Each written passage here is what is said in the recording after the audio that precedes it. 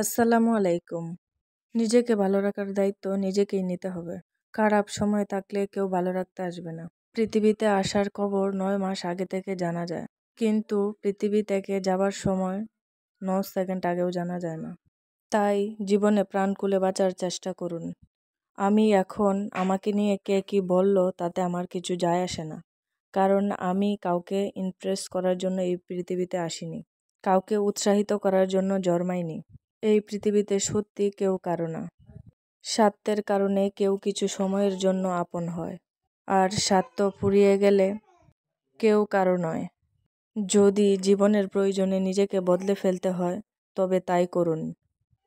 হয়তো কিছুটা কষ্ট পেতে হবে আপনার, তবু যে আপনার মূল্য বোঝে না তার অপেক্ষায় থাকবেন না।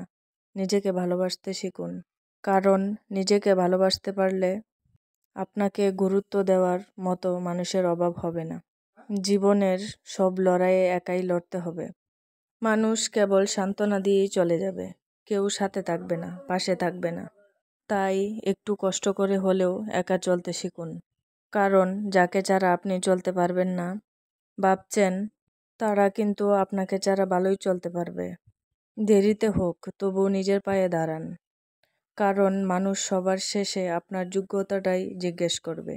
নিজেকে একা মনে হলে আকাশের দিকে তাকান, মন ভালো হয়ে যাবে। আর ভাববেন, আমি একা নই, পুরো পৃথিবীটা আমার বন্ধু। প্রয়োজনের তুলনায় বেশি মূল্য পেলে মানুষ হজম করতে পারে না। যেখানে যার যতটুকু মূল্য দেওয়া দরকার সেখানে তাকে ততটুকুই দেওয়া উচিত। জীবনে যদি কিছু করে দেখাতে চাও তাহলে একা কিভাবে লড়তে হয় তা শিখে নাও। নিজেকে কখনো ছোট মনে করো না। মনে রাখবে, পায়ের নিচে থাকা গাছটাও ওষুধের কাজে লাগে। টাকার ঋণ একসময় শোধ করা, কিন্তু যারা দুঃসময়ে পাশে থাকে তাদের ঋণ কখনোই পরিশোধ করা যায় না।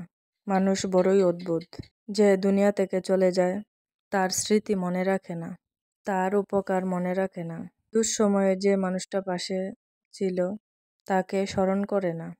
সময়ের সাথে সাথে মানুষ বদলে যায়।